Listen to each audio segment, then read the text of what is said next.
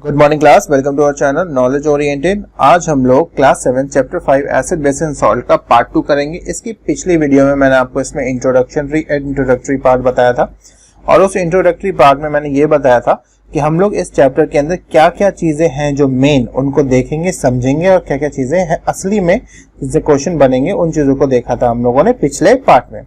तो इस वाले पार्ट में हम लोग लेंगे एसिड एंड बेसिस, जो ये आपको स्क्रीन पे आपको पेज दिख रहा होगा। ठीक है, इसको हम लोग आज एक्सप्लेन करेंगे। तो इस पेज में क्या क्या चीजें गिवन है, बड़ी बड़ी इंपॉर्टेंट उन चीजों को आइए देखते हैं। देखिए, ये जो पार्ट कह रहा है इसके शब्दों में ही इसका मीनिंग छुपा हुआ। क्या कह रहा है? एसिड्स एंड बेसिस, यहाँ पे ये चीजें को कह रहा है। ठीक है, हम बोलते हैं एसिड्स एंड बेसिस। तो यानी कि इसके अंदर हमें क्या समझना है? एसिड के बारे में समझना है और बेसिस के बारे में समझना है। तो आइए हम सबसे पहले लेते हैं पहला पॉइंट हमारा एसिड्स का। तो एसिड क्या क्या होते हैं उसका नेचर जानेंगे, उसके बारे में समझेंगे वो क्या क्या है। तो जो एसिड है ये सब्सटेंसेस आपके सोर इन टेस्ट होते हैं। ठीक है, एसिड्स आर सोर इन टेस्ट, यानी कि ये खट्टे होते हैं। ये हम समझते हैं सोर वर्ड से। और एसिड कैसे होते हैं, और एसिड का जो नेचर होता है वो कैसा होता है, आप लोगों को पता होगा जिसने वो इंट्रोडक्टरी वीडियो देखी होगी पार्ट 1 वाली, वो होते हैं एसिडिक इन नेचर। तो दूसरा क्वेश्चन यहां से आ सकता है। पहला वो सोर इन टेस्ट होते हैं, दूसरा उनका नेचर कैसा होता है? एसिडिक होता है। ठीक है, अब यहीं पे अगर हम एसिड्स की बात कर रहे हैं तो कुछ एग्जांपल्स भी लेने को बनते हैं। ठीक है, तो कुछ हम एग्जांपल्स देखते हैं इसके अंदर क्या क्या आ सकते हैं, किसके अंदर? एसिड्स के अंदर। आइए देख, अगर हम यहां पर विनेगर की बात करें, विनेगर, तो विनेगर क्या है? एक तरीके का एसिड है। उसके बाद अगर हम बात करें कि एंट स्टिंग, एंट स्टिंग का मतलब हुआ कि जो चींटी हमें काटती है, ठीक है, तो क्या होता है? वो एक एसिड रिलीज करता है, वो एसिड होता है फॉर्मिक एसिड। उसी तरीके से विनेगर एक तरीके का एसिडिक इन नेचर है। ये क्या? विनेगर जो आप देखे होंगे चाउमीन सब जो होता है, मैगी तो नहीं, चाउमीन जो आप खाते होंगे ऐसे नूडल्स टाइप जो होते हैं, उसमें विनेगर का यूज करते हैं ना। इसको हिंदी में सिरका बोला जाता है। तो इसके अंदर किस प्रकार का एसिड होता है? एसिटिक एसिड नाम का एसिड इसके अंदर प्रेजेंट होता है। उसी तरीके से जो सिट्रस फ्रूट होते हैं, खट्टे जो फ्रूट्स होते हैं, उसके अंदर आप लोगों को सिट्रिक एसिड पाया जाएगा। और सबसे अच्छी चीज ये तो आपको पता ही होगा, कर्ड, दही के बारे में। दही में आपको लैक्टिक एसिड पाया जाता है, यानी कि कर्ड कैसा है? एसिडिक इन नेचर है। ठीक है, ये हो गया हमारा। अब हमने जो यहाँ पर ये विनेगर, एंट स्टिंग, ये सब जो बात किया है यहाँ पर, सिट्रस फ्रूट, कर्ड, इन सबको आगे फर्दर जब हम लोग देखेंगे तो इसको मैं एक एक करके एक्सप्लेन करूंगा कि हर एक में कौन सा एसिड प्रेजेंट होता है। ठीक है, जैसे जैसे हम लोग आगे पेज पे बढ़ते चले जाएंगे। अब आते हैं हम लोग बेसिस पर। आपकी बुक में इसके बाद सीधा बेसिस के बारे में कुछ बातें बताई गई हैं। तो बेसिस कैसे होते हैं? बेसिस जो होते हैं उसका सबसे पहला पॉइंट आएगा बिटर इन टेस्ट। बिटर का मतलब होता है कड़वा। ठीक है, तो बिटर इन टेस्ट होते हैं वो, ये हमारे पास पहला पॉइंट आता है। अब अगर हम इसी में अगर एसिड को देखें तो हमने नेचर की बात की थी, तो नेचर कैसा होगा बेस का? बेसिक इन नेचर हो जाएगा। बस खत्म, यहीं तक हो गया। 2 पॉइंट मुझे यहां भी मिल गए। ठीक है, और साथ ही साथ बेस का आपको इसके अंदर एक और पॉइंट गिवन दिया है, ये होते हैं सोपी इन टच। सोपी इन टच का मतलब हुआ कि ये साबुन की तरह, जब हम साबुन जैसे छूते हैं तो लगता है ना, उसका एक फील अलग होता है। तो उसी वही कह रहा है, सोपी इन टच, साबुन की तरह टच है इनका। ठीक है, फील्स इन सोपी। ओके, अब आगे बढ़ते हैं। तो अगर हम लोग यहाँ पे इन चीजों की बात कर चुके हैं तो हमारा क्या बच गया? हमारा बच गया एग्जाम्पल्स। तो आइए अब हम देखते हैं इसके अंदर एग्जाम्पल्स को। सबसे पहला एग्जाम्पल हम लोग इसमें लेंगे लाइम वाटर। लाइम वाटर क्या है? चूने का पानी। ठीक है, चूना लिया, उसमें थोड़ा पानी मिला दिया तो बन गया लाइम वाटर, चूने का पानी। और ये जो चूने का पानी है ये होता है, जैसे एसिड का आपने देखा था ना विनेगर में एसिटिक एसिड, उस तरह लाइम वाटर में होता है कैल्शियम हाइड्रोक्साइड। कहने का मतलब लाइम वाटर क्या है? लाइम वाटर केमिकल नेम है कैल्शियम हाइड्रोक्साइड, जिनको केमिकल का name, chemical equation, common name ये नहीं पता है वो पार्ट 1 जरूर देख लें, उसमें मैंने एक्सप्लेन किया हुआ है, बहुत अच्छे तरीके से है।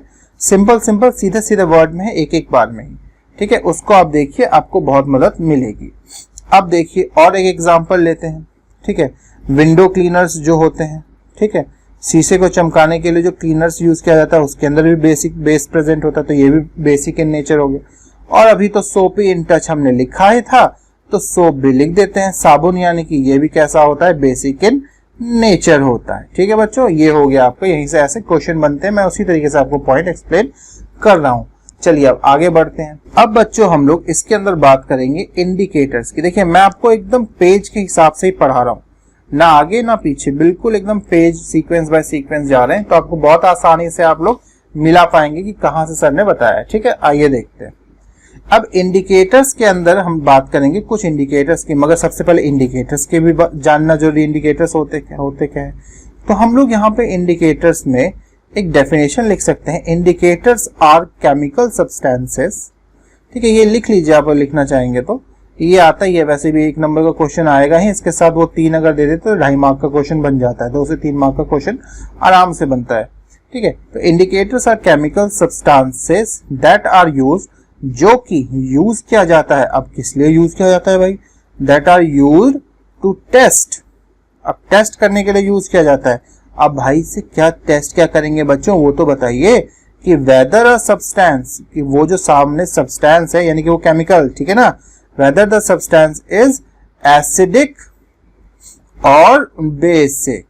ठीक है, इस चीज को टेस्ट किया जाता है, यानी कि हम लोग समझ गए यहां पर कि ये सब्सटेंस का नेचर बताने के लिए यूज होता है, क्या, इंडिकेटर्स। ठीक है, तो अब जब आप इसके अंदर इंडिकेटर्स पढ़ेंगे तो इस इंडिकेटर्स के अंदर आपके 3 तरीके के इंडिकेटर्स आएंगे। ठीक है, उसको देख लेते हैं हम लोग। तो इसमें एक पॉइंट यहां पे ये बन जाएगा, there are 3 types of indicators, मगर ये 3 टाइप्स ऑफ इंडिकेटर्स हैं, ये 3 टाइप्स ऑफ नेचुरल इंडिकेटर्स हैं। ठीक है, ये 3 तरीके के नेचुरल इंडिकेटर जो प्राकृतिक हैं, जो प्रकृति हमें देती है। ठीक है, प्रकृति से एक्सट्रैक्ट करते हैं। तो सबसे पहला बड़ा बढ़िया वाला लिटमस वाला, ठीक है, दूसरा वाला है आपका टर्मरिक वाला, और तीसरा वाला है आपका चाइना रोज वाला। ठीक है, ये है।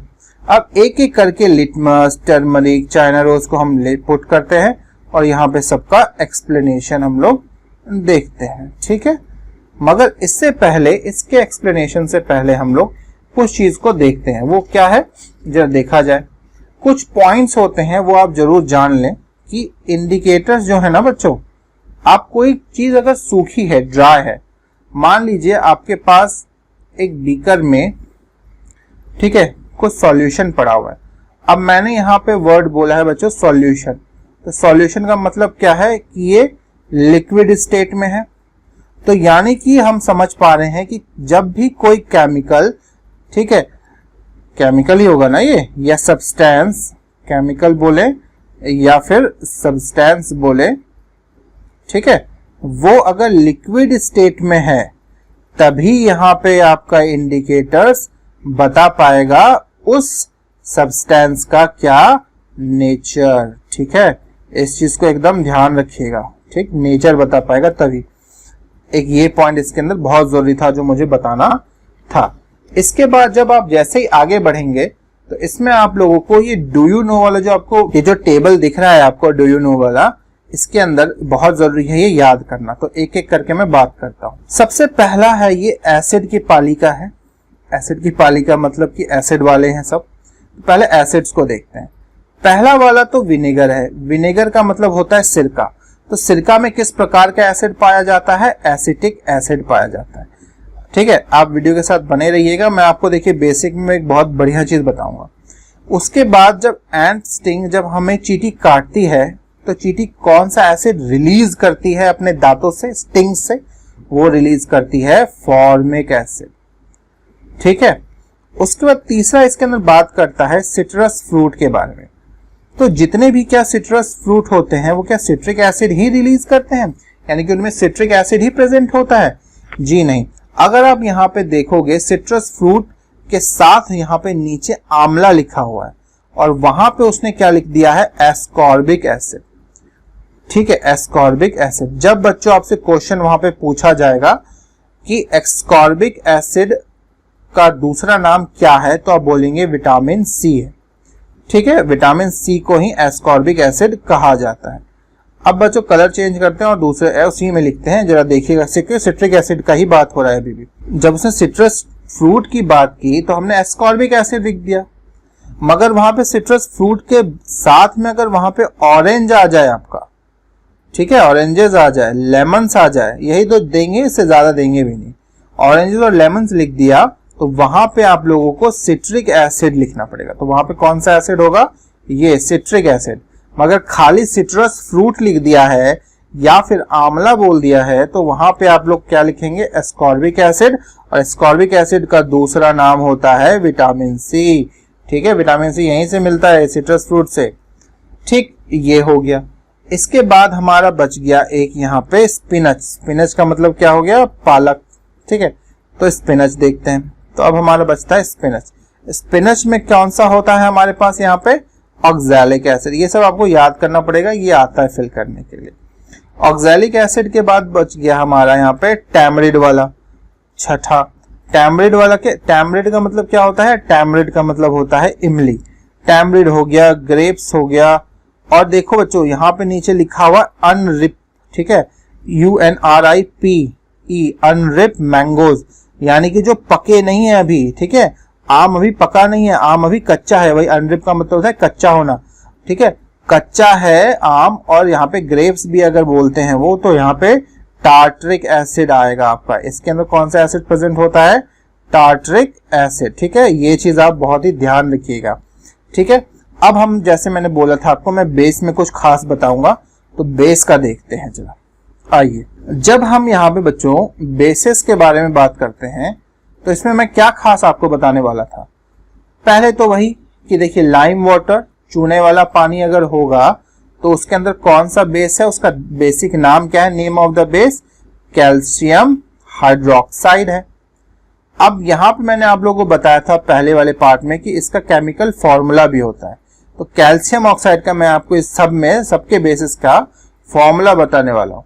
CaOH होता है वो फॉर्मूला। ठीक है, इसको भी याद कर लीजिएगा, बढ़िया रहेगा ना, इंप्रेशन एकदम सही रहता है कि अरे देखिए मैम सर मुझे तो पता है। उसके बाद विंडो क्लीनर, किसी ने पूछ दिया तो बता दीजिएगा फट से। विंडो क्लीनर जो है शीशे को चमकाने वाला, उसके अंदर कौन से प्रकार का बेस होता है? नेम ऑफ द बेस क्या है? Ammonium hydro oxide. Ammonium hydro oxide. ठीक है, प्रोनाउंसिएशन भी बहुत अच्छी होनी चाहिए आपकी। कोई पूछ देता एकदम फट से बोल दिया एकदम, ये समझ गए? तो अमोनियम हाइड्रोक्साइड का फॉर्मूला क्या है? NH4OH। बच्चों आपको एक चीज बताता हूं, आसानी हो जाएगी आपको इस चीज को याद करने में। ये देखिए, ये हाइड्रोक्साइड जो होता है ना, ये OH से रिप्रेजेंट होता है। कैल्शियम तो आप Ca से समझ ही रहे हैं। अमोनियम जो होता है NH4 होता है, और हाइड्रोक्साइड अभी ऊपर बताया वो OH ही है। ठीक है, इस तरीके से याद कर लीजिएगा, एकदम अच्छे से याद हो जाएगा। तीसरे पे आते हैं। तीसरा हो गया सोप, साबुन। अब ये साबुन के अंदर क्या है? यहाँ पे देखिए दो चीजें लिख दी हैं। यहाँ पे लिखा है सोडियम हाइड्रोक्साइड और साथ ही यहाँ पे लिखा हुआ है पोटाशियम हाइड्रोक्साइड।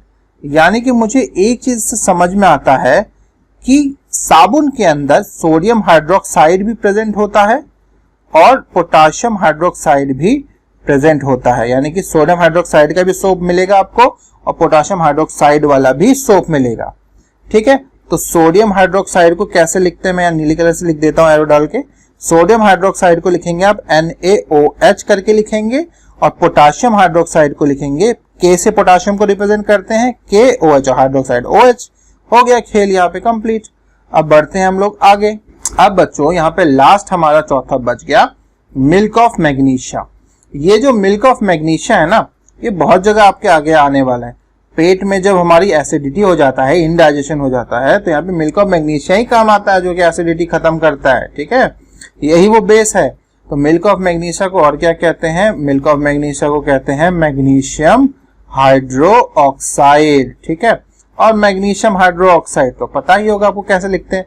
मैग्नीशियम जी सर देखिए ये तो Mg होता है, और हाइड्रोक्साइड तो अभी बताया आपने कि OH होता है। लीजिए हो गया MgOH, मैग्नीशियम हाइड्रोक्साइड। और ये हो गया हमारा आज का पहला यहाँ पे कंप्लीट विद द टेबल। ये टेबल बहुत इंपॉर्टेंट है, याद कर लीजिएगा। और अगर वीडियो पसंद आ रही होगी तो लाइक कमेंट शेयर कर लीजिएगा और सब्सक्राइब भी कर लीजिएगा। ठीक है, मिलते हैं अब हम लोग नेक्स्ट पार्ट में। तब तक के लिए लर्न, ग्रो एंड सक्सीड। चलिए।